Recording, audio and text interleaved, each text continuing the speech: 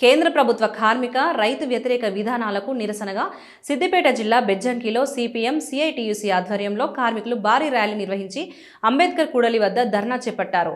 ర్యాలీలో గ్రామ పంచాయతీ, హమాలీ, ఆటో భవన నిర్మాణ కార్మికులు పాల్గొన్నారు. ఈ సందర్భంగా సిపిఎం మండల కార్యదర్శి తిప్పారపు శ్రీనివాస్ మాట్లాడుతూ పోరాడి సాధించుకున్న కార్మిక చట్టాలను రద్దు చేసి 4 లేబర్ కోడ్ల పేరుతో కార్మికుల హక్కులను హరించే ప్రయత్నం జరుగుతుందని విమర్శించారు. హైర్ అండ్ ఫైర్ విధానం ద్వారా ఉద్యోగ భద్రత లేకుండా కార్మికులను భయభ్రాంతులకు గురిచేస్తున్నారని అన్నారు. తక్కువ వేతనాలతో గౌరవప్రదమైన జీవితం సాధ్యం కాదని పేర్కొన్నారు. గ్రామ పంచాయతీ కార్మికులకు ప్రతి నెల సకాలంలో జీతాలు చెల్లించాలని, మల్టీపర్పస్ విధానాన్ని రద్దు చేయాలని డిమాండ్ చేశారు.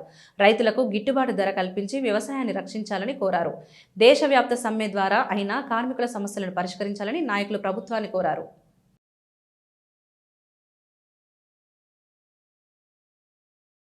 కేంద్ర ప్రభుత్వము తీసుకొచ్చినటువంటి 4 లేబర్ కోడ్లకు వ్యతిరేకంగా దేశవ్యాప్తంగా కార్మిక సంఘాలు ఫిబ్రవరి 12 ఈ రోజున ఒక్కరోజు సమ్మెకు పిలుపునివ్వడం జరిగింది.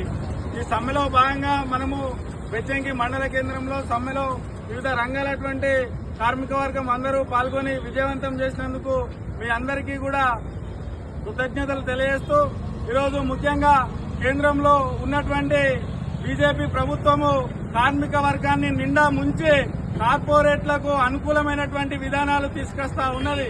మరి ఈరోజు కేంద్ర ప్రభుత్వము 29 కార్మిక చట్టాలను రద్దు చేసి 4 లేబర్ కోడ్లుగా తీసుకొచ్చింది. మరి 4 లేబర్ కోడ్లు కార్మిక వర్గానికి ఉన్నటువంటి హక్కులు ఏమాత్రం లేవు. అందులో కార్పొరేట్ కు అనుకూలంగా కార్పొరేట్లకు కార్మిక వర్గాన్ని బానిసలు చేసేటువంటి కుట్రను నరేంద్ర మోడీ సర్కారు